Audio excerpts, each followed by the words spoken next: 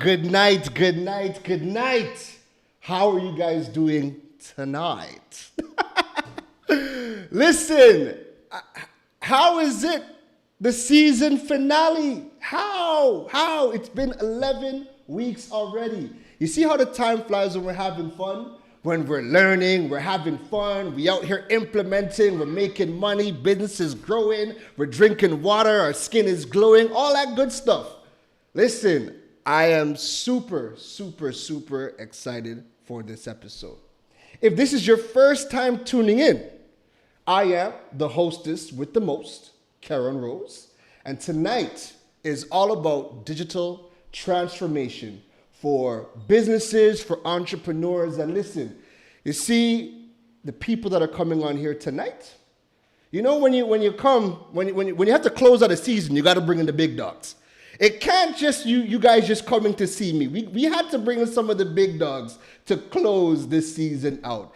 And the topic about Caribbean entrepreneurship, Caribbean business, utilizing the technology that's available to us is critical. COVID is here. It don't want to go nowhere. We need to figure out how to take our businesses online, how to minimize contact as much as possible. And in doing that, we got to understand the technology. So before we bring the guests on, right? Let's see who's inside here tonight. Let me know where you guys are watching from. If you guys are locked in from Trinidad and Tobago, if you're locked in from Jamaica, St. Lucia, St. Vincent, St. Kitts, Grenada, Martinique, I see we've had people from the Netherlands, France, the US. Listen, you guys let me know where you guys are watching from in the comments. Let's see who's tuned in here tonight. First and foremost, Ishmael, big shout out to you for being the first person to drop a comment. How are you doing tonight, bro? Jared Best Mitchell, how you doing? I see you locked in. LinkedIn crew is in the house. Keneal Lewis, good night. Hello, how you doing? Narissa, you see, Montserrat is in the building. I love it. You see, we have people from all over the Caribbean that tune into this program. I love it. Abraham, good night. How you doing? Bert, yes, nice. Levi, listen to me. Glad you could make it. Dominic, we got the US, aka my Ajax connection in the building. How you doing, brother? Jamaica is in the building. Listen, we have everybody locked in and coming in.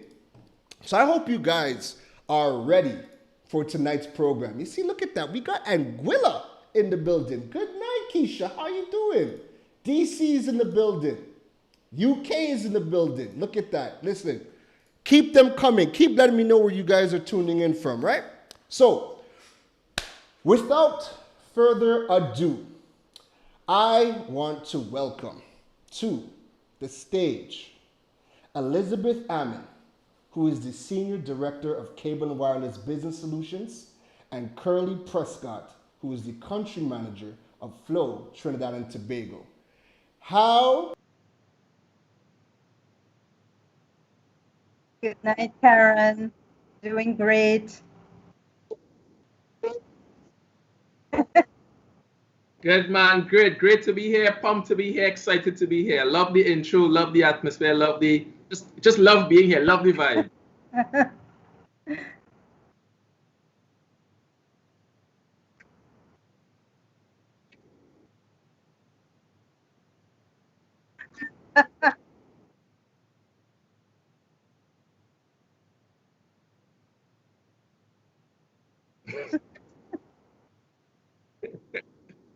feeling the energy on the sender. Definitely. Absolutely. Yeah. Thanks so much for having us on, Karen. This is great. All right, hold on. Everybody said my audio was a bit down. Listen, can you guys hear me? Let me know. I think I just fixed the issue. Let me know if you guys can hear me. Yes, perfect. We're back on stream. So, all right. So tonight's topic, before we get into it, what we have to do and what everybody waits for, and they know it starts, is we got to drop the digital age intro. All right? So you guys give me 10 seconds. We're going to cue the official start of the digital age. Drop it.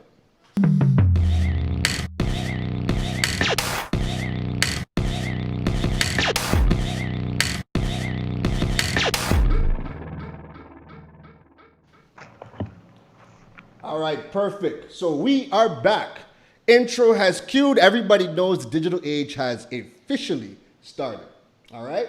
So what we need to do we have some housekeeping rules because I'm seeing a lot of people tuning in for the first time, is we like to give people a quick breakdown of what the discussion is about so that they know what to expect from the conversation. So tonight, if you guys can check the tail of the tape, tonight is all about the digital transformation for Caribbean businesses and entrepreneurs. And Cable and Wireless, being the leader in the telecommunications industry in the Caribbean, is here to help me with this conversation because we need to understand the technology so that you guys can implement it, whether it's at home or in your businesses. They also have some solutions that can solve a lot of the problems that we face on a day-to-day. But then the two of them have so much years of experience that we're going to be pulling from those experiences and their insights, and hopefully we solve some of the problems that you guys are going through in your businesses as well. That's going to go on for about 45 minutes, and then we're going to break for the Q&A session, and that's going to round up the discussion tonight, all right? So, Liz, Kurleigh, are you guys ready? Ready. I need 5 more seconds. I need 5 more seconds. No worries, no worries. We're gonna get Let's right go. into it. Let's So, go. if you guys Yeah. are live in the audience, you guys let me know. Are you guys ready? Drop them fireworks, drop the 100s, drop the let's go in the comments, and let's get this conversation started. All right? Wonderful. So, let us cue up the ticker for tonight, and let's get this show on the road. Perfect. Timer is set. The timer has started. And let's dive right into it. So first and foremost, let us, I know both of you guys, again, you guys are leading the biggest telecommunications company throughout the Caribbean. Let's start with just asking, how has COVID been treating you guys personally, and how has it been treating the business of C&W and Flow? Liz, you want to kick us off? Sure. Well, I think the first impact to me personally is having to work from home. As I was telling colleagues, it's not like people can come to your office anymore and ask a quick question. Now you have to schedule a meeting, whether it's on Teams or Zooms, and everybody queues up their meetings. So it actually feels as though you're doing more, but it might not really be. It's just how you're doing it. Right. It's been several months now, so I've got used to it. But it's been busy, very busy. But having a good team, we're all in sync. Everybody knows how we work together. So it's just working differently, but still working hard. And how for the business side, how has it affected how you guys operate within C&W Business Solutions? Yeah, I'll tell you where we have seen the biggest impact with our clients, because I'm on the commercial side of the business, is in this SME space, small and medium businesses. Many of them, particularly during the lockdown in March, many of them had to close their businesses for a period of time. We had to work with them to ensure that we were being as compassionate as we could be in helping them to know that when the lockdown was over, we were there for them. Right. Larger enterprise space, we actually had to help many of our large clients make a shift from their employees working in the office to their employees having to work from home. We have a couple of fairly large customers who they moved to having about 90% of their staff working from home. And to be Wow. able to do that, still accessing applications, using the internet from home, and most importantly, doing it securely. It may sound easier than it really is. So we've been working with customers on the large enterprise space to get that done as well. So, in business, helping our customers and helping them to overcome the challenges, that has been front and center of our focus. Sounds like a lot of fun with the challenges I could You already could call it see. fun, yeah. Curly, talk to us. How has COVID affected you personally? Personally, I would say it has changed the dimension of what's on my mind when I go to bed. Right. Um, before when you went to bed, it was all about how can we do what we're doing better. Yeah. Now I think my first and foremost concern is about how do we keep our team and our customers safe, Right. right? So that has become the sort of the new priority one. Right. And you look at the outbreak that's happening right now, the new numbers that we as a country, um, you know, are seeing, and certainly, when that is happening, your first instinct, your first reaction now has to be about how do we ensure that this does not propagate to the employees of the company? How do we protect the employees of the company? How do we protect our team members? And by extension, when we interact with our customers, because we as a telecom company are always in touch with our customers. Right. Every day we have representatives in the homes of customers.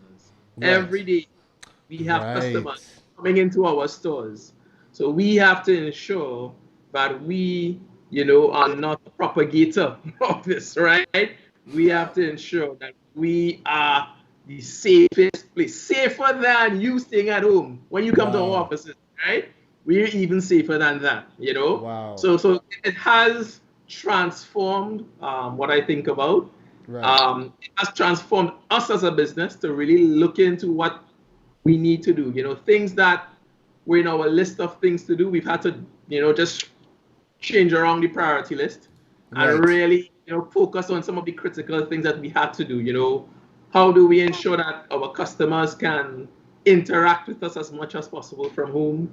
Right. How can we ensure that customers can interact with us even when our stores are closed? So those are some of the challenges that have become of utmost importance to us during these times. It has Wow. been exciting, you Yeah. know, having to take on such a major transformative event in an organization in such a short window. We haven't gotten a chance to say, let's take 2 months to rebuild our company and come again. Because you It's about can't. it's about changing the engine while you're on the highway. So we're literally Wow. changing the engine of the car while we're on the highway. Wow. So it's been exciting, sort of as I paint that picture, it sort of feels like, Tom Cruise on a Mission Impossible movie, on a highway, Yeah. something that's impossible, but you get it done anyway. And I really want to shout out the team, the organization, all of the members of the organization who really stepped us and helped us, do such a magnificent transformation of the organization and keeping us, still being able to deliver and serve our customers and keep our customers satisfied. Yeah. Both of you guys have made some amazing points. And, I'm always thinking about technology as well, and how it can help businesses and consumers. But I don't think most of us appreciate the level of difficulty of a job that you guys have during this point in time, because the reality is that I'm sure you guys would be able to vouch that COVID happened, and you guys probably seen an uptick in home installations, because who might not have ever really have been home before because they were always at work, might have needed to come out and now get service. And you guys could have easily have turned around and said, well, boy, the way COVID looking right now, Yeah. Yeah. it's not safe and it's not looking good. But you guys have the challenge of now having to still work through. And I think we can all agree. I think I can speak for everybody. Telecommunications companies, cable and wireless, Flow, you guys are literally the most important piece of everybody's funnel. Yeah. You know, how does it feel to bear that responsibility? And Well, certainly, yeah. I mean, with what has transpired, obviously it's all about us, you know, again, engaging the team, hearing the ideas from the team, listening to our customers, and ensuring that we are able to meet the expectations. And, you know, you talked about, you know, it being such an important part or piece of the puzzle. You know, it's important for us to be able to allow people to continue to learn from home. You know, we have all these kids now at home, and they need to keep their online school going. And you know, we are important key facets of that, which we weren't a key facet of before. You know, before children were learning, and our involvement of that was fairly minimal from 8 to 2, right? Right. Now we're essential to it. So yes, it is a bit overwhelming, but I think I guess we feel honored to have this opportunity to be able to step up to the, you know, for the country and you know, for the wider region, and to be able to ensure that customers can continue to live, to earn, and to learn in this new normal. Wonderful. Liz, do you have anything to add? Yeah. We're definitely honored as well, Karen, because we're also in the health space. We have hospitals who are our clients, quarantine facilities, and we have had back in May, we actually had to set up 2 quarantine facilities at short notice. And it just goes to show as well the strength of our team and their own self-awareness about this pandemic we're living in and how each of us has to play our part. And in both instances, we actually installed internet, cable TV in about 6-day rooms at 2 quarantine facilities, and we did it in 2 days. Wow. Before COVID, that might have been unheard of. Right. Yet we all came together and did it. Yes, of course, we had the technology, but the strength of the team and the understanding that this had to happen because we're all in it. It was an amazing feat, and kudos to our teams for being able to do that.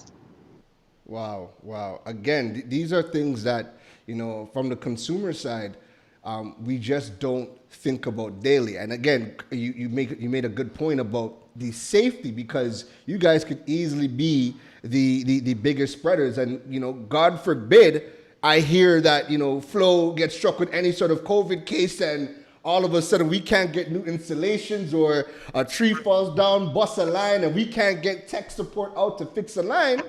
It's problems. And the rain is not looking good these days. So, you know, so we're gonna keep our fingers crossed, and you guys keep up the amazing job, right? So I want to switch gears. One of the things that I tell everybody is people need to understand the technology that's available to them. And when they do that, they will start to see what things they can do, what things they can build, or if they're lacking in some way, what they would need. And, you know, again, from my background and my business being in smartphones, so people are always wondering about, you know, what is fiber, what is 4G, there's constant debates. People have no idea what we actually have, right? And I want to kind of take stock as, you know, what networks we have available, what's being provided to us from the Flow side. And I'll give you guys a quick story, because there's a bit of a progression that I've seen with Flow and the growth in Trinidad and the Caribbean. So when I moved here October 2013, right? And you know, when you guys have guests, you guys have friends, kids, when they come to your house, the first thing they do is say, Auntie, Uncle, what's the Wi-Fi password? Well, when I touched down in Trinidad and I wanted to message my friends and family back in Toronto, I asked my aunt what the Wi-Fi password was, messaged a couple people, and I decided it was a long day. Let me go watch some Netflix. And when I turned on Netflix, Netflix was just giving me the old circle. And then, I'm coming from, 50 megs back in Toronto to Netflix not wanting to play. And if Netflix is buffering, you're in bad shape. So I instantly wanted to, see if I could, get a return flight and go back, because if the technology isn't here, I can't be here. However, at that point in time, I won't say the company, but we had another company. And when I did a speed test, we were on kilobits per second. That's like a step above dial-up, right? Yeah. We were on kilobits. We didn't have. So the first company we actually switched to when I came, because I started to Google and look to see who was available, was Flow. And at the time, we had 15 megabits per second. And I think the highest speed maybe at the time was like a 25 or 30, at least for consumers. Could have been different for the businesses. But now to fast forward to see the speeds that we are getting, you can tell we have come a long way in such a short frame of time. So if you guys can give us a bit of a breakdown, like what is the technology that we have available? Because again, people don't know. People still think we're on 2G. Some think we're on 3G. What do we have? What do we get from Flow? Yeah, let me take that one. So Flow effectively, we want to sort of define what we deliver to our customers based on the experience that they have, right? Mm-hmm. You sort of went into the fiber versus copper and whatever. Yes, we our networks are fully fiber capable. Fiber, we deliver products that can be delivered on any fiber network, right? Mm-hmm. So I prefer to define what we deliver to customers, not so much by the actual technology we use, but by what customers can have access to. And you use a perfect example in your preamble about Netflix and buffering and circling and not being able to start, right? So, our sort of entry-level broadband packages these days, when you walk into our store and you say you want to sign up for broadband, these days, what we offer to our customers ranges from 75 megabit per second, which, as you know, can allow multiple devices in the home to stream Netflix in HD quality, right? Mm-hmm. While the teenager in the home can do some gaming in there, right? Right. So we have enough speed to provide broadband applications in the home, to facilitate broadband applications in the home. Mm-hmm. And that's our starting point, 75 meg, right? And then we have speed for the very, very aggressive user, for the guy who's doing HD productions and probably, is really pushing the needle in terms of their bandwidth needs. We actually facilitate speeds to consumers of up to 500 megabit per second. So that's where we play today. So as you said, certainly an evolution from where we were in 2014, 2015, where, as you said, our speeds would have started at 15, probably gone to about 75 megabit per second. Yeah. Now we've definitely moved as customers' needs have grown, as the applications themselves have evolved, and we pride ourselves. One of the metrics we look at, we sort of look at metrics from major content providers like YouTube and Google. Right. And we pride ourselves, I sort of describe it internally as we have HD broadband. In other words, over 95% of the streams that come from YouTube on our network are in HD quality. So we are HD capable broadband network. And that's something we're very, very proud of, and we continue to strive for, and we continue to push the needle to ensure we provide to our customers, first world broadband quality services. Great. And if I can add on the business side, we use that network, that core network, regionally, and a fabric of about 11 data centers between the Caribbean and Latin America that allows us to deliver IT cloud and managed services to our business clients. And this ranges from telephony, unified collaborations, security, managed Wi-Fi, infrastructure as a service, disaster recovery as a service. So we have the full end-to-end suite of business IT cloud solutions for all our clients, and completely scalable all the way from SMB all the way up to large enterprise. So we cover the gamut. Beautiful. Now, one of the big questions that we get with respects to the technology, we are hearing one of the biggest buzzwords is 5G. We're hearing that companies have it. We're hearing whether it is safe, whether it is not. But I think the biggest question that most people have is, do we need 5G in the Caribbean? Or is it just, are we ready for it? Do we need it? Or with what we have, are we able to use the current networks to achieve what we are looking to do, which is, get online, do our schooling, run online businesses, be able to upload big files relatively quick? Do we need 5G right now, or is that something that we could hold off on? Oh, that's a good question. And what I would say to that is, let's roll back to your preamble, right? About when you came here and your provider was offering you kilobit per second. When you first launched, and I can remember it, I was actually in Florida at the time in 2008 or so, 2007, 2008. I'll give you a story. Our speeds back then, Karen, were 2 meg, 4 meg, and 6 meg. Oh. Right? And we would consider transformative at the time. And I can remember someone asking me that question. What would someone need 6 meg for? Right? I can remember that distinctly. 6 meg. What would somebody do with 6 meg? Yeah. And I draw that example to say, while we may not need 5G for now, I think as a country, we are ready for the introduction of 5G. And as a region, we are ready.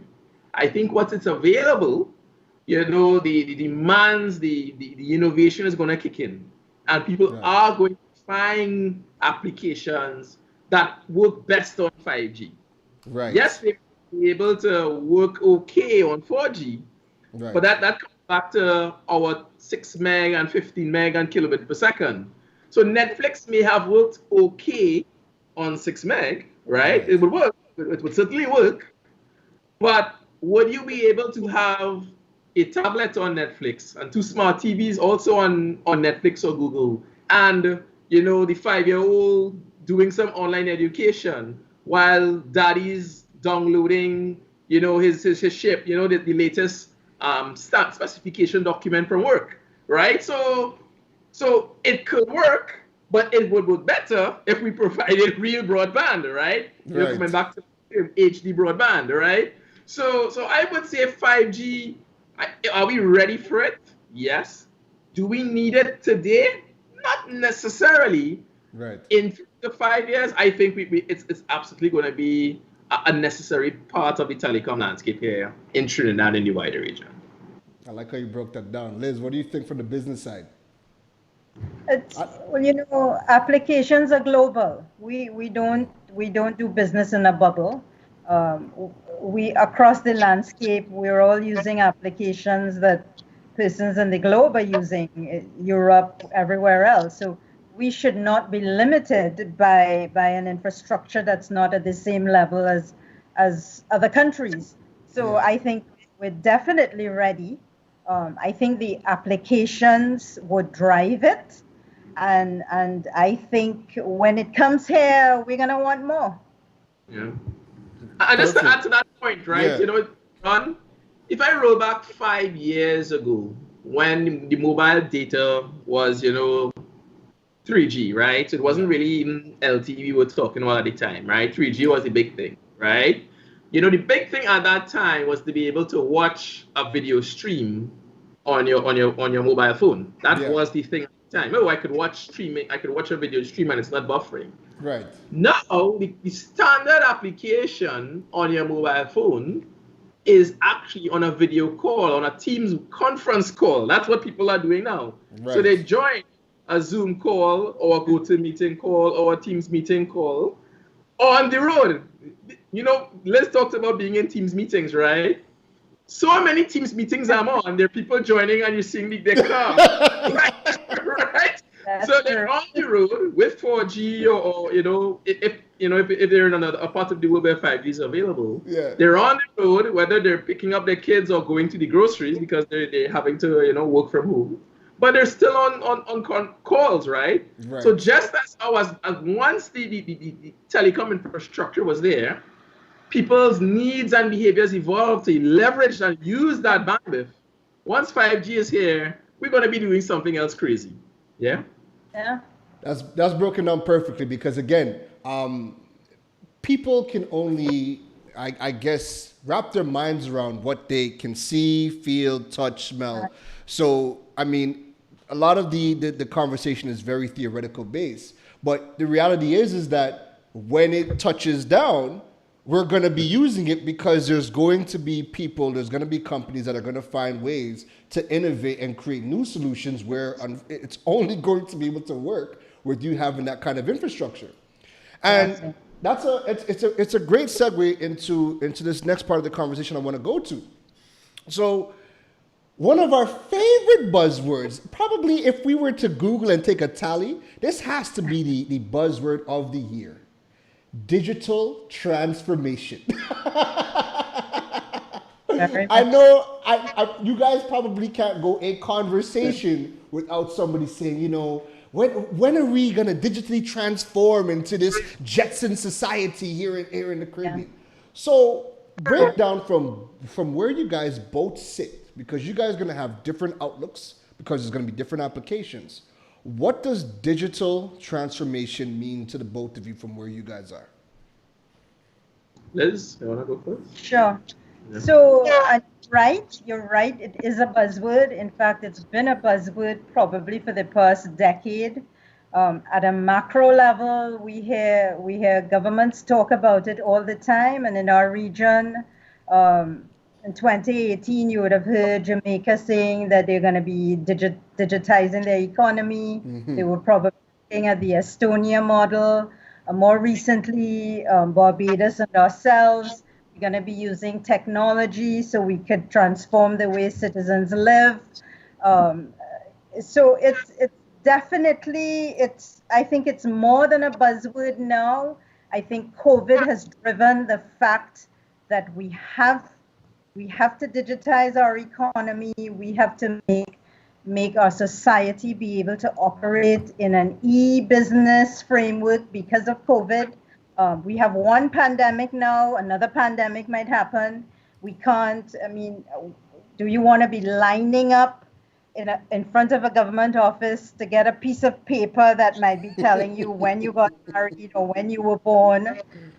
So we definitely need to transform, and the only way we can do it is digitally. And the thing is, we have examples of it being done all over the world through the internet and social media. Everyone knows how the top companies and the leaders in industry are digitizing so they can become more efficient. So it's here. I think our mandate as CNW and Flow is to support what the government needs to enable that, whether it's through internet access, whether it's through cloud services. We have to support small businesses, particularly now, again, because of COVID. We have to support them in their own digital transformations. And when you look at it from the base level, a digital transformation is really allowing you to do your business online easier and being able to manage, whether it's your customers or your entire supply chain, being able to manage it efficiently so that you could do it successfully. And all around we build it, it becomes a domino effect till everybody is digitally transformed. So I think it's more than a buzzword. It's here now. Perfect. Kurleigh. Well, certainly it's more than a buzzword. It's now a ministry, right? In Trinidad. True. Yeah. But you know, from my perspective, where I sit, you know, it's a journey we've been traveling a while now, right?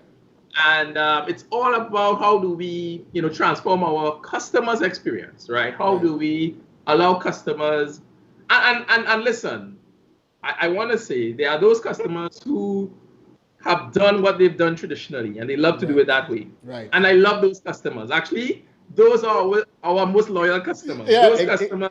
It gives them a reason to come out. It gives them a reason to come out. Yeah, I love those customers. They're the most loyal. So we will always, as long as those customers are there, support and accommodate those customers, right? But for that other generation of customers, those ones who joined us 3-4 years ago, who not so keen about having to go to the store and having to call the call center to request a query, a bill balance, or to make a bill payment over the phone. Right. You know, they want to be able to do things automatically. You know, that's, you know, when we say the word digital, one of the sub-words or sub-concepts stemming out of digital is automation. You know, ability to do something automatically, right? And that has been a journey we've been traveling for quite some time. You know, I love, again, you took us back in one of the earlier segments, you know, about how we've evolved.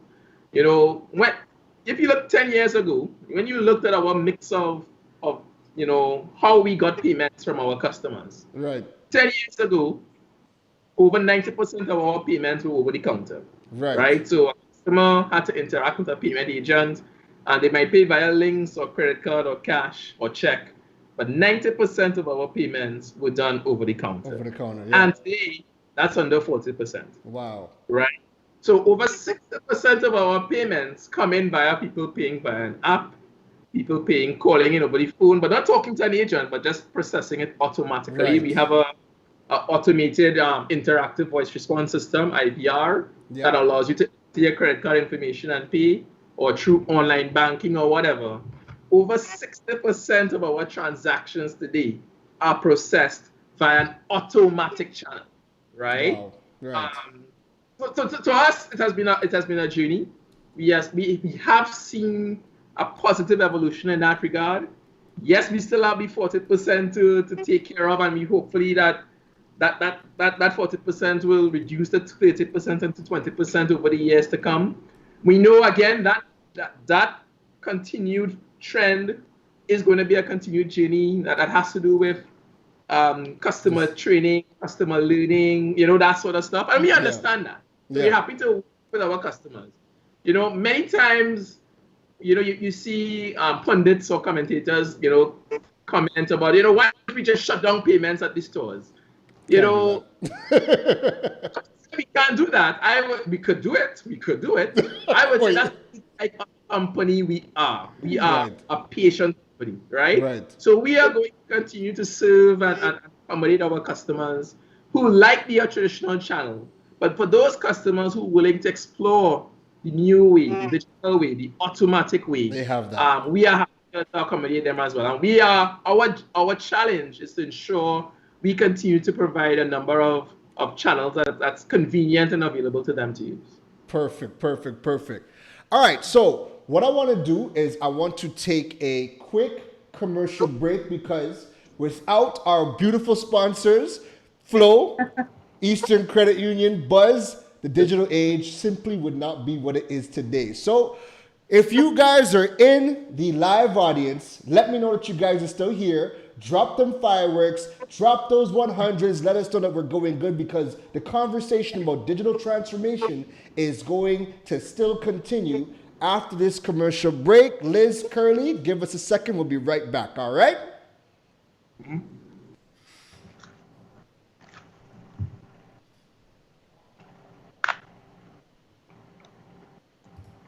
Stay connected and entertained with broadband bundles designed for you. With Flow starter and advanced plans, you can enjoy faster speeds to stream more of what you love. Get free access to the best shows, series, and movies with HBO Go, and connectivity on the go with free Flow Wi-Fi. Packages start from as low as $295 and no contract required. Visit discoverflow.co to sign up today. Flow, keeping you connected. Sharing your goals, helping you find your place in the world. Eastern gratitude, God's holding your hand, leading the way, here for your needs, making sure that you succeed. Eastern's lending a hand. Eastern together, we're leading the way. Eastern Credit Union, leading the way. All right, so we are back. All right, so let us continue on the conversation of digital transformation for businesses and entrepreneurs. And you guys made some very good points about, how CNW and how Flow has kind of had to transform over the years to now cater to a new customer, right? That being said, how important is e-commerce in today's business model? If I am looking to either start a business or have an existing business, how important is e-commerce and having an e-commerce strategy important for the success of my business today? Liz? Right. So again, we have to move online. COVID and the pandemic has shown us that. Since the lockdown, we actually started surveying and talking to our SME customers in particular about what is it that you need? How are you going to survive the pandemic? How can we help you? And bar none, everyone we surveyed has said that they need to change how they do business. They need to go online. They need to go digital. And they have to process transactions online. Now, customers are not going to come into the store, certainly not now. They don't want to close down. How can they do that? So particularly now, I think e-commerce is a must-have, and no longer, it used to be a nice to have. Particularly now, we have to change that, and I believe it's a must-have. Certainly in small business, and as you're seeing with digital transformation in governments, they understand that already, and it's their plan to do that. Beautiful. Kurleigh. Well, I just want to echo Liz's point that it's a prerequisite now, right? Yes, there are some businesses that you could probably survive without an e-commerce strategy, but you would do better with one, right? So why not have one, right? Very good point. I see no reason why, and people might laugh at this. Why a doubles man can't have an e-commerce strategy, right? Listen to me. Right now, to get out of all that cash, to be able to pre-order, to be able to manage your stock levels, your inventory levels of your bar and your channel, I think a doubles man would love an e-commerce platform and strategy. Yeah. Listen, we have the world of food delivery apps that have come on stream because of the pandemic. And I have not seen not one doubles vendor. Agreed. However, and it's interesting because we had, I guess one of the biggest issues during the first lockdown was because of a doubles business, right? That is somewhat contentious, but go ahead. Yeah, but what I mean, right, is more businesses need to start thinking digital. And I feel like we have a lot of traditional businesses that are still stuck in brick and mortar and not even diving into jumping on a food app where you can start to make the food from your home base and cover a wider gamut of the population. Correct. Mm-hmm. But due to, I guess, mindset and whatever else, they haven't. Correct. And Karen, that's where businesses like ourselves can help. Yes. We're actually looking for ways that we can do that. And small business in Trinidad, it's depending on where you look, it's between 17,000 and 20,000 small businesses. They employ about 90,000 people. Wow. Before COVID, they contributed to 30% plus of the GDP. Wow. So it's paramount that we try to find ways to, businesses don't know what they don't know. Right. So we are certainly coming up with a plan very soon where we're going to be helping our small business clients and even those who are not our clients to find ways to transform digitally. And I think it's going to be very exciting for them. There'll be even more benefits than you might imagine. It won't just be about going online, but it will truly be about transforming their business. So, more to come there. And I encourage everybody to look out to hear from Cable and Wireless and Flow some more on that. But we definitely have that responsibility and we're taking it seriously. You make a very excellent point about businesses do not know what they don't know.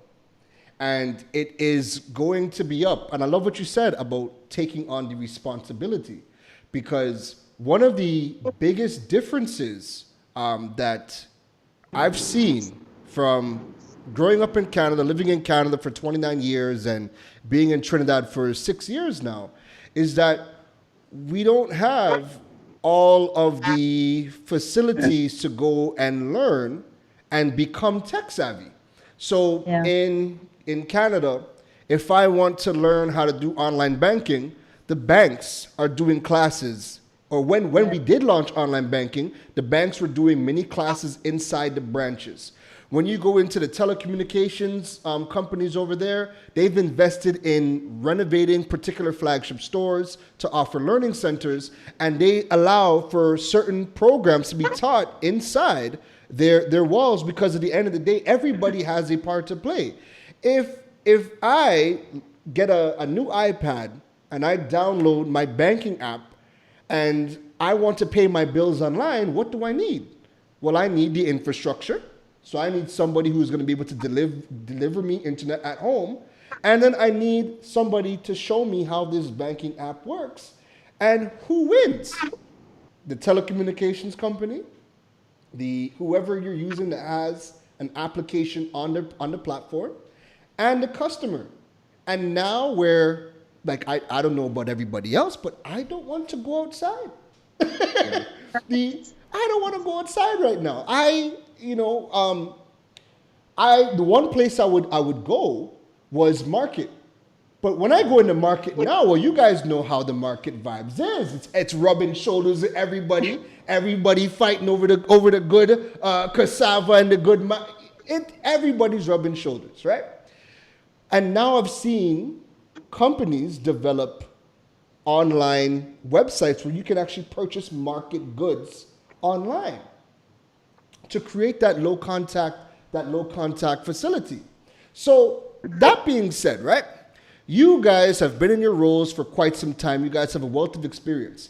Tell me about some of your personal favorite companies. It could be regional, it could be global. What are some of your personal favorite companies that you guys, when you guys look at how they do e-commerce, how their digital strategy is, you guys look at them and say, wow, I really like them? Because what that will do is the audience will now be able to say, okay, you know what, let me go check these companies out, and stop looking at the companies from the lens of a consumer, but from a business owner. I'm always looking at how people are doing things so I can learn and begin to implement it within my own business so that I can progress. So what are some of the companies that you guys like? And again, it could be anywhere in the world. And you're not going to count Amazon, right? Because that's everybody's favorite. Well, listen, you can if you say Amazon, let us know why you like Amazon and what particular aspects of Amazon that you like. It's a total customer experience, end to end, totally hassle-free. And when you look at how Amazon started, it was not about making a profit. It was totally about the customer experience. And how do you simplify everything so you literally just go on, get what you want with a click, and that's it. And then when they expanded into the marketplace, and then you had access to a multitude of other vendors, you literally don't need anything. You just go on, you click what you want, and that's it. And to me, that's the ultimate customer experience. Right. And if you drive your business from understanding what your customers need and how they need it. And even more on top of that, what are some true value adds? You could only get success. Right. Right. Kurleigh, what is one of your favorite companies and what do you like about them? Well, I want to actually go a little more recent and a little local, right? I want to sort of big up, you actually talked about some of this, some of these food, applications, food delivery applications that have popped up, So my wife is currently a huge proponent of Food Drop, right? Okay. And yeah, I mean, I was very impressed with one, how quickly they mobilized, two, the variety of vendors, suppliers that you could choose from. And to be quite honest, if you think about it, they're somewhat like what Amazon is now, right? They're really just the enabler, right? So they're the end producer, the end business who are delivering a product, but these guys are now bringing it to the customers' homes. Yes. But it went very efficiently, right? I just admire the efficiency in how they do things. I admire the amount of visibility that the customer has in terms of once your order has been placed, when it's dispatched, where is it along the way? So they've emulated a lot of admirable facets of the best, e-commerce applications out there. So I really am envious of the great work that they've done. Yeah. And both of those two businesses, there's something in common with what both of you guys have talked about. Amazon and Food Drop have successfully figured out how to take my money consistently. It's too easy to consume. Yeah. And everything is at the push of a button. And I'm saying it because I want to drill it into people's head. The customer journey, when you have a digital strategy, when you can make it a seamless process where I can go onto your platform, I can search for what I want, I can add to cart, my credit cards are already there for abuse. And it's one click. And Jeff Bezos has said that the one feature that took Amazon from $1 million company to $1 billion company was one click. One click buy. Yeah. One click buy. Right? And Food Drop, for being able to mobilize how they did, when they did in that time, and the visibility, like you said, Kurleigh, that they give customers. Listen, I'm always amazed, and I'm always looking, who else is being added? Right. Who else is being added? And you're seeing the variety. But what I also look at, again, from the business perspective, is everybody adding themselves to this list are now thinking digital. Yes. Yeah. Because before COVID, Food Drop was there before COVID. And if there was 20 restaurants, there was 20 restaurants, and when you talk to people, if they heard about Food Drop, that was a whole different conversation. But we're seeing more businesses coming on, and all that signals to us is that more businesses are now getting on stream and now getting hip to becoming tech savvy. Yeah. So I want to switch gears a little bit, right? Right now, again, COVID is here. The silver lining to COVID,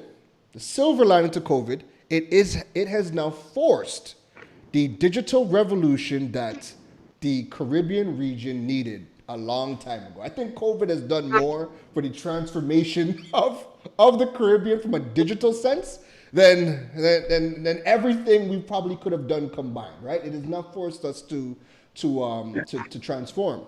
But we had kind of touched on this earlier. Now that we are working from home, right? Let's kind of talk about what is needed from if we're going to be moving our businesses home, because we're still seeing businesses still trying to force people to come out. But then when you have the conversations with some of the people that are in the powers to make decisions, you start to realize that a lot of them don't even know where to start in terms of asking the right questions, who to approach, and how to begin transforming their business model to get people to online. But the reality is that COVID's not waiting for anybody.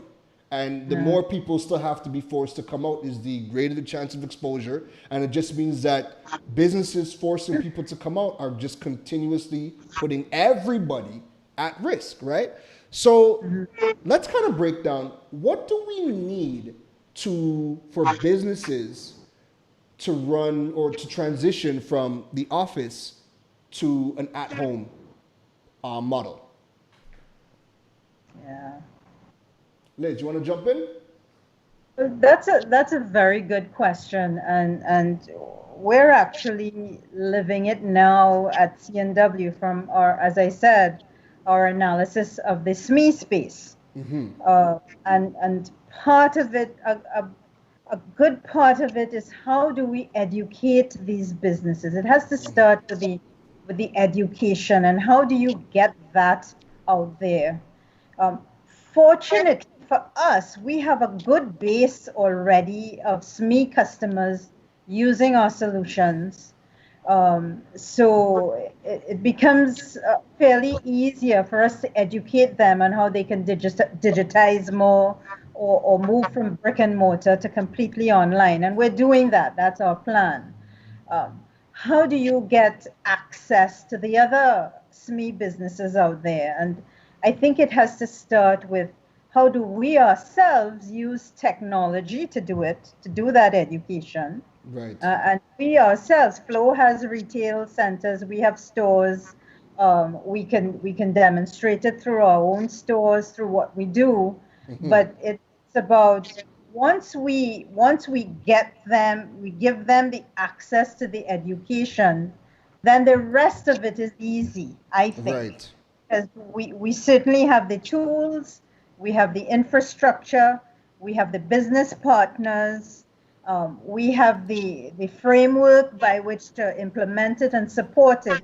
But it's that first step. How do we get them, show them, give them the knowledge, as I said, let them know what they don't know, things like use cases, references, give them access to other businesses that are doing it. I think once we can harness that, then the rest of it is easy because the technology is there. Right. And we need people adopting. Kurleigh, talk to us. What do we need to successfully transfer? I mean, you're talking from the consumer side, so if people are self-employed, what do we need for people to really run from a tech standpoint a business at home, or how do we transition from the office to home? So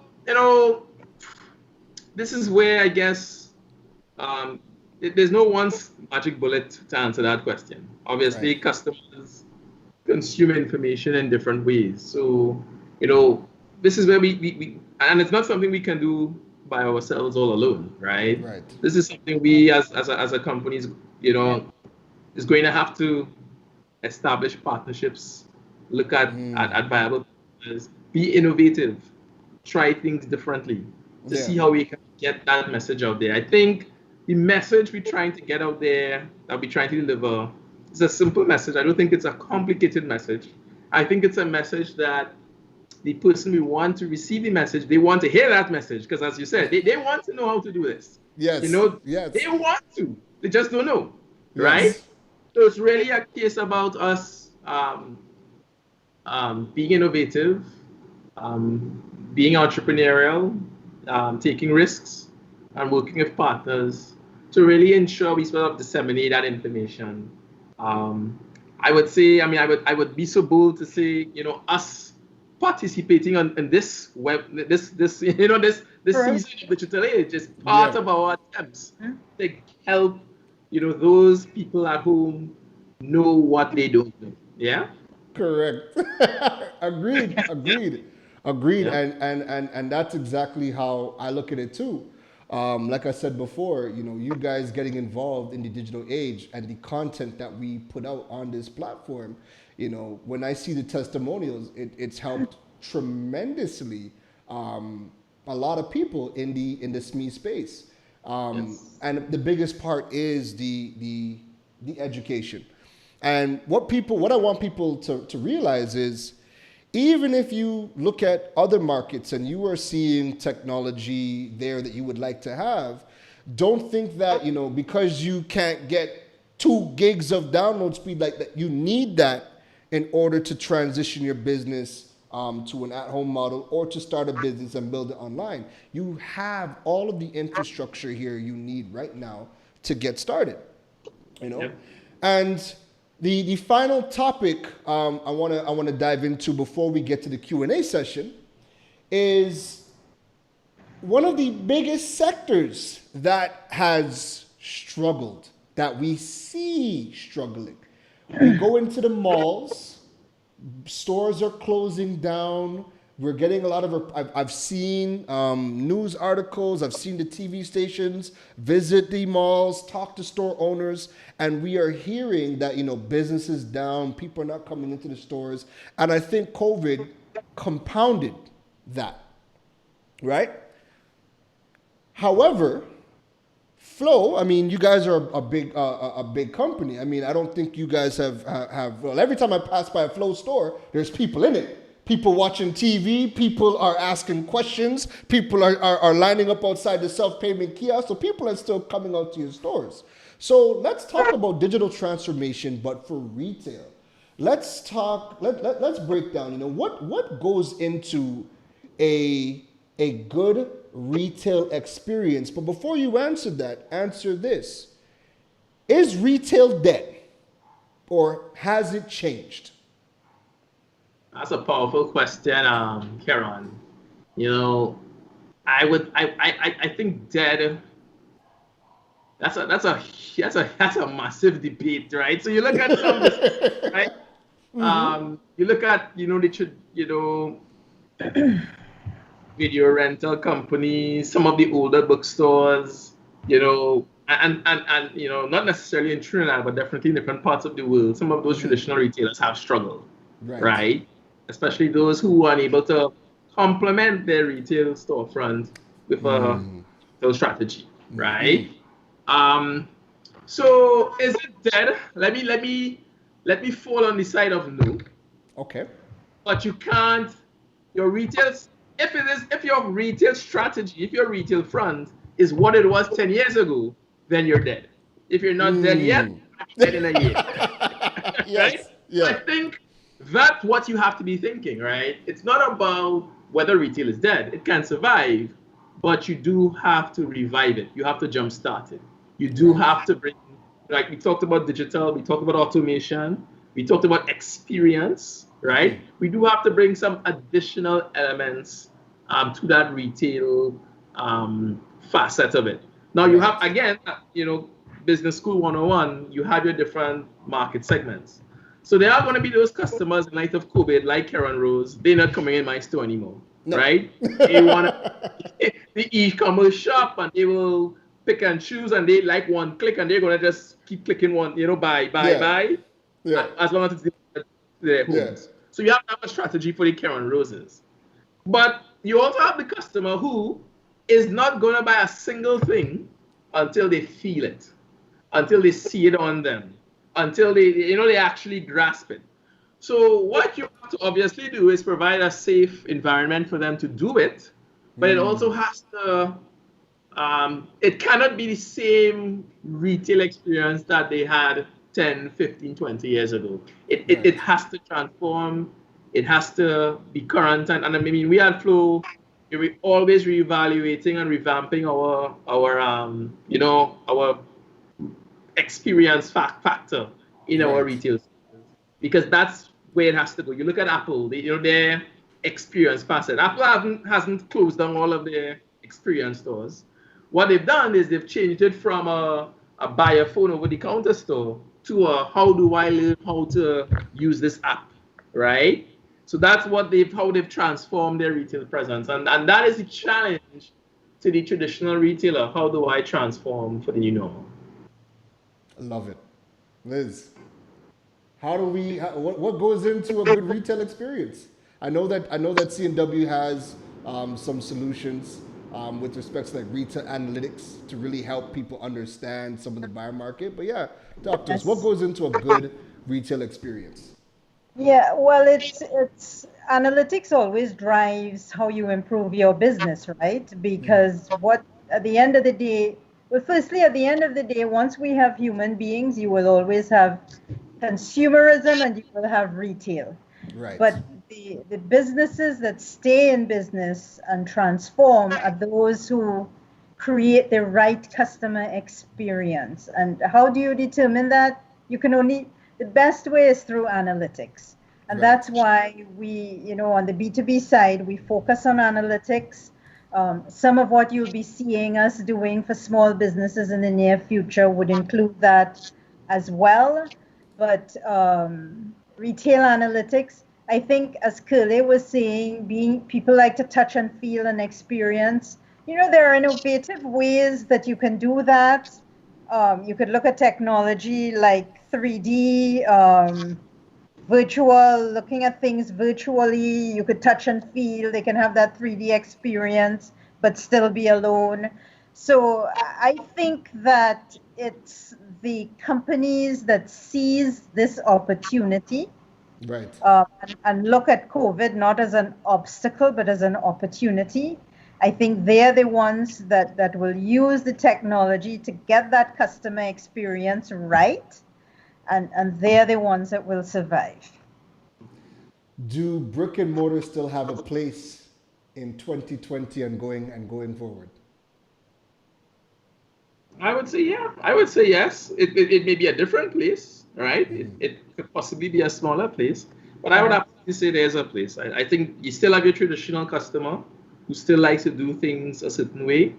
And as I said, if it is you transform that experience to your customers, you still are going to be able to attract new customers who are looking for that new experience as well. Yeah. Perfect. All right, so we have wrapped up the digital transformation with the two bosses themselves, Elizabeth Ammon and Kurleigh Prescon. What we're going to be doing is, if you guys are still with us in the live audience, now is the time where we're going to be moving into the Q&A section. So we're going to take a quick break, thank the sponsors, drop your questions in from now so we can answer some of those burning questions that you guys have been holding back. We take all of our questions at the end of the program. So we have both Elizabeth Ammon and Kurleigh Prescon here for a few more minutes. So drop your questions in now, all right? If you guys are enjoying the program so far, you guys know what to do. I need the 100s. I need the fireworks. I need the flames. Let me know that the conversation is going good, because at the end of the day, this conversation happening is to give you a better understanding of the digital landscape and the tools, solutions that you guys need, because like I said, COVID's not going anywhere. It doesn't want to leave us alone. It's like, it just doesn't want to go, so we got to conquer it. All right, so let's go thank our sponsors, and we are going to be right back after these messages. Stay connected and entertained with broadband bundles designed for you. With Flow starter and advanced plans, you can enjoy faster speeds to stream more of what you love. Get free access to the best shows, series, and movies with HBO Go, and connectivity on the go with free Flow Wi-Fi. Packages start from as low as $295 and no contract required. Visit discoverflow.co to sign up today. Flow, keeping you connected. Sharing your goals, helping you find your place in the world. Instant gratitude, holding your hand, leading the way, here for your needs, making sure that you succeed. Eastern's lending a hand, Eastern together, we're leading the way. Eastern Credit Union, leading the way. All right, so we are in the home stretch. So now is the time for the Q&A segment. So what I need everybody to do is, if you guys are still with us here in the live audience, the Q&A ticker is now going up. let us start to answer those burning questions that you guys have. Drop them in the comments below. We have Elizabeth Ammon and Kurleigh Prescon here for a few more minutes to answer your questions. So first things first, what we're going to do is we are going to go to social media and see if we have any questions over there. And then we're going to give you guys in the live audience just a little bit of time to drop those questions in. All right? All right. So from social media, we have, let's see, our first question from social media. And this question is brought to us by the good folks over at Buzz Media. So, to Elizabeth and to Kurleigh, what are your favorite retail stores for the experience? Liz is like, oh boy, there's too many. That's a good question. Mm-hmm. I have to think. Based on experience, what are your favorite really retail stores? I haven't really been to retail since COVID. I mean, I'll tell you locally, every time I walk into Pennywise, I just get a buzz.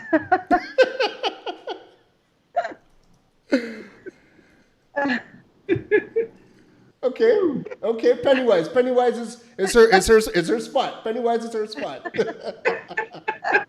What about Pennywise? What about Pennywise? Is that you like? The variety, customer service, everything moves so quickly.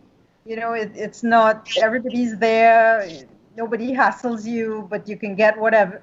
Most things I want, I can get there, hassle-free, in and out, or stay as long as I want. So I think the experience, that retail experience has worked for me.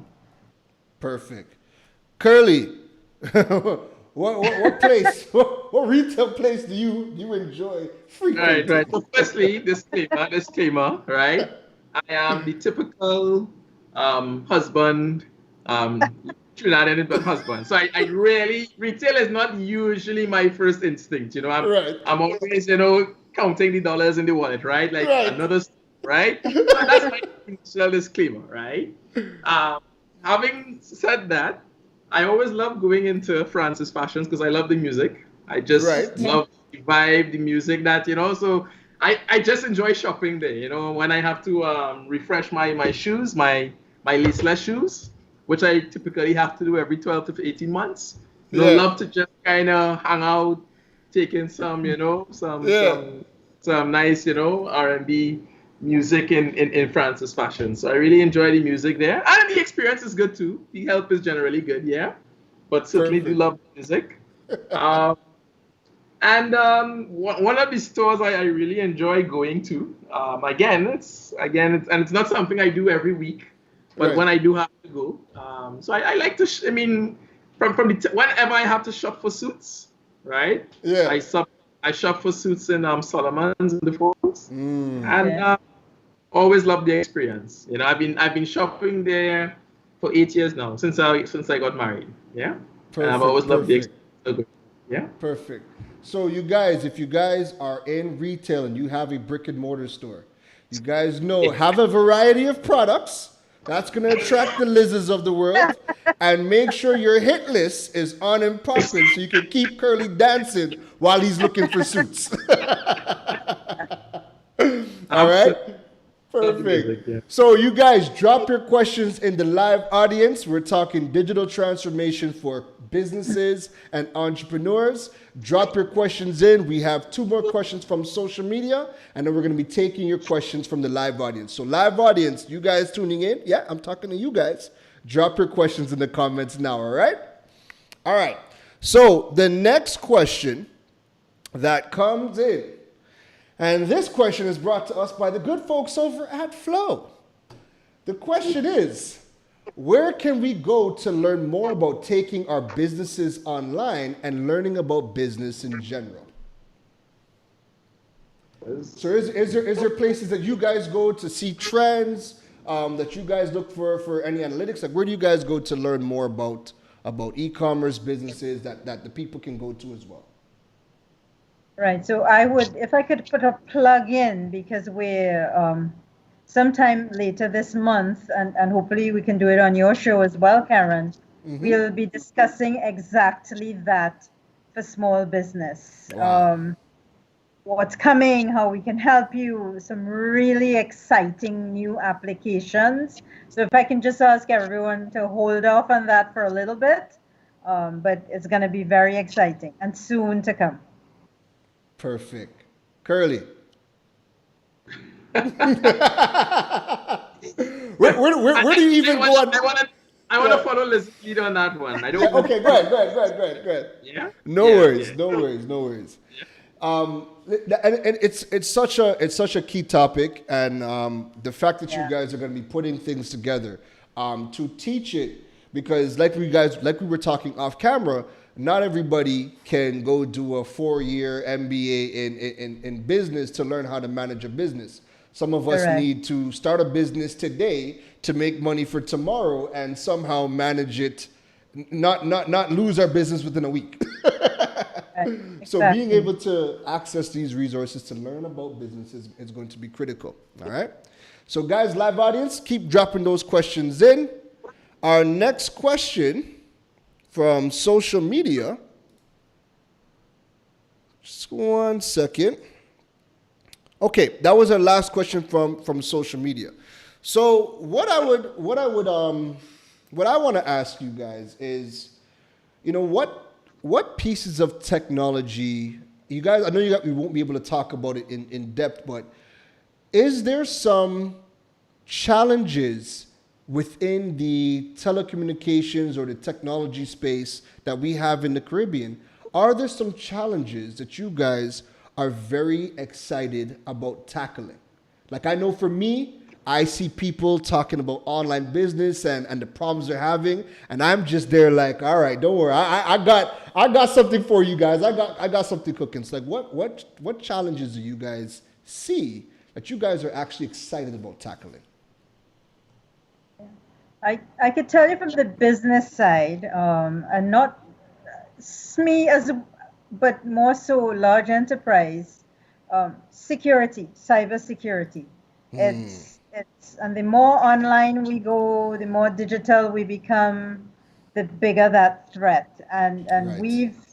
we've invested, and we continue to invest very heavily in staying ahead, and protecting our customers. We from just manage UTM all the way to security information and event information that we can share proactively with our clients. Right. And we're doing that now as a cloud service, and we actually make it available to our small customers as well who are using any of our cloud systems, because we have to ensure that they're secured from cyber Right. attack. So Right. it's an exciting one in that you never conquer it. And we Right. always have to be ahead of the game. So we continue to invest, and we have the best and brightest minds working on it, as well as our partners. So to me, that's truly exciting in the business space. Beautiful. And that's such a big topic too. It's a Really, go massive ahead. job. A massive one. Yeah. Let me go to one. And Liz is 100% right that the securing digital assets is certainly a critical thing. Just as how we've done all this work around securing physical assets. Right. Securing our digital assets certainly is going to need a lot of attention. But let's talk about an immediate challenge that we're excited about. It's all in the press every day for the past 5 days. There are memes floating all over about it. 65,000 children without access to online education, right? Wow. Yeah. That's a challenge. I'm excited about it. I'm very enthused about it, So really looking forward to partnering with all the stakeholders to ensure that we get those 65,000 students connected by the end of this year. You say that, and it literally just hit me at you guys have such a critical part to play in the education of the students moving forward. Let me jump on. Let me jump on that a little more, right? Yeah. Because about a week ago, and of course, I think where the discussions have reached right now is that one of again, not everyone would have access to internet, or there was a question about how do we deliver classes. So the schools are closed for the next term.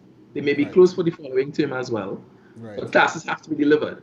Correct. So one of the things was, okay, there's online delivery, but not everyone has access to the internet, or everyone has a capable device for that. So how can we just broadcast it? So that was the challenge which came out about a week ago. Right. And currently, the current where it's reached today is, okay, we'll broadcast it on, what used to be the information channel, right? Channel 116, which is just one channel. Right. Now, that one channel can't really address from first year to Form 6 all at once, right? Right. So, and all of these classes traditionally used to happen simultaneously, right? And that can't happen on linear TV. But I love exactly what you said. So it can happen on one channel on linear Right, TV, on one channel, right, correct. Now, if you wanted to open up 14 linear channels, that's one option. Right. But we think an even better option, because even having 14 linear channels doesn't address the situation where there's multiple kids in the home. There's 4 kids in the home, 1 TV. Who's watching? Who's learning today, right? So 14 linear channels not really helping that. Or power goes, right? Right. I can't miss my. You don't want to have people missing class because there's no power at home, right? So where we think and where we've proposed is, well, why not? You talked about linear TV. So why look at linear TV? Why not look at on-demand delivery of education? So all the classes are just in our, cloud, our content cloud. And if you have 3 kids at home, the parent could say, okay, you do from 7 to 12, you get from 12 to 4, and you get the graveyard shift, you get the 4 to 9 shift.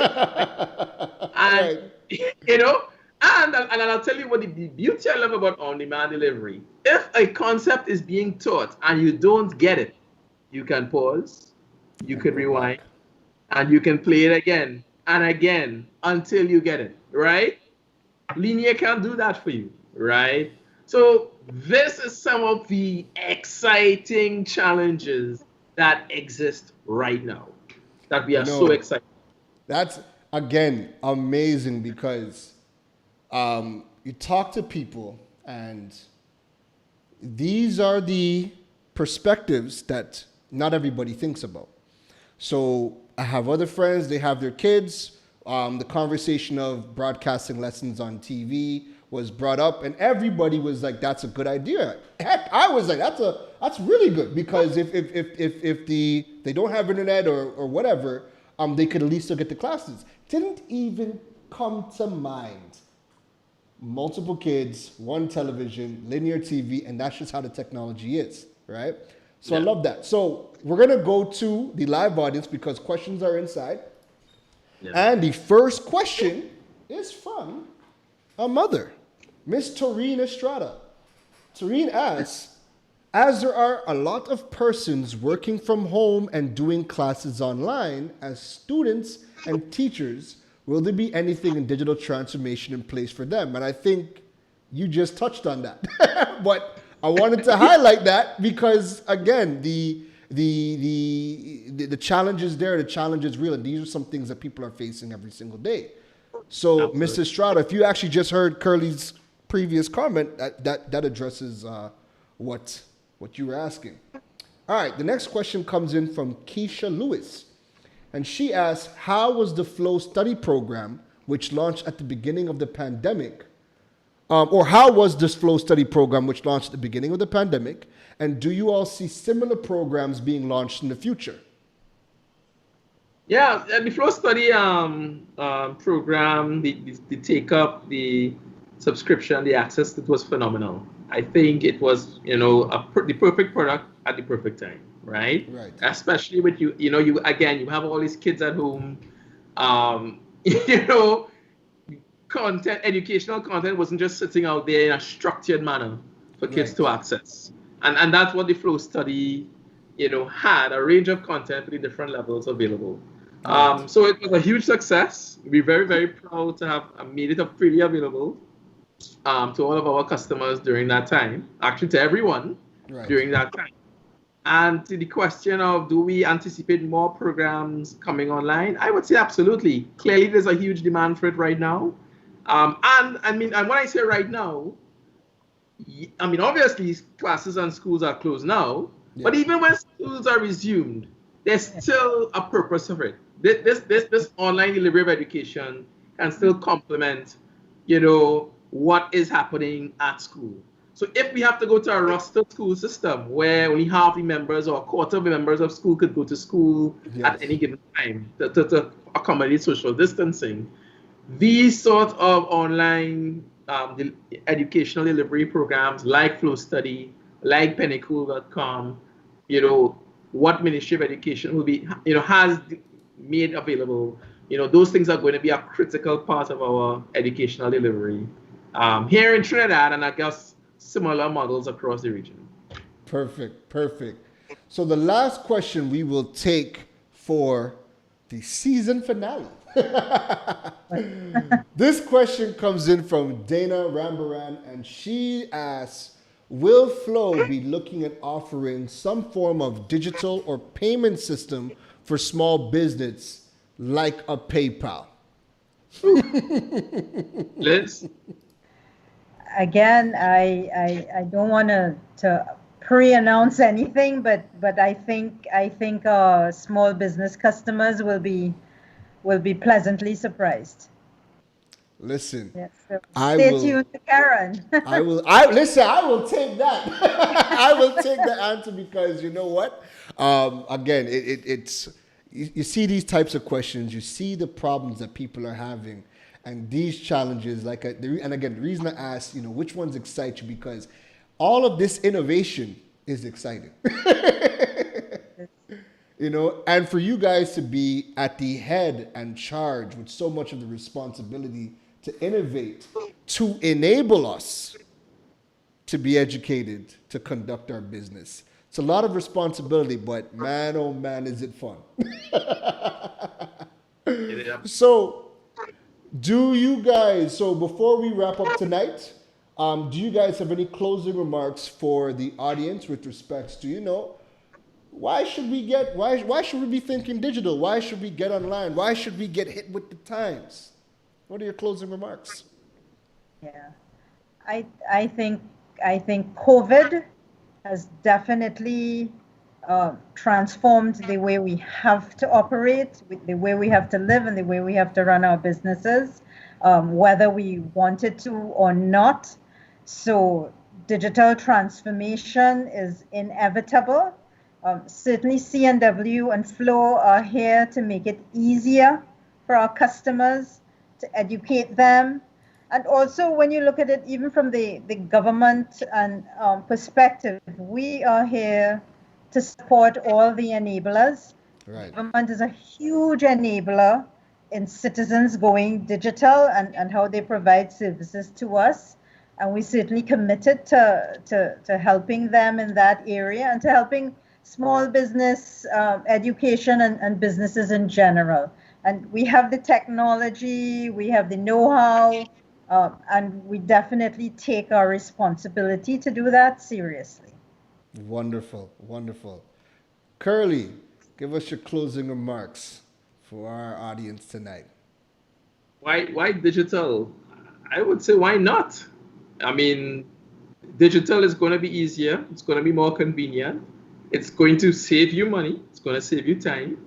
Even if you still like that experience facet, the ability to conduct your business, in a digital manner is going to, make things a lot easier for you to be able to track your expenses and all that sort of good stuff. Get information on what your favorite purchases are and all that.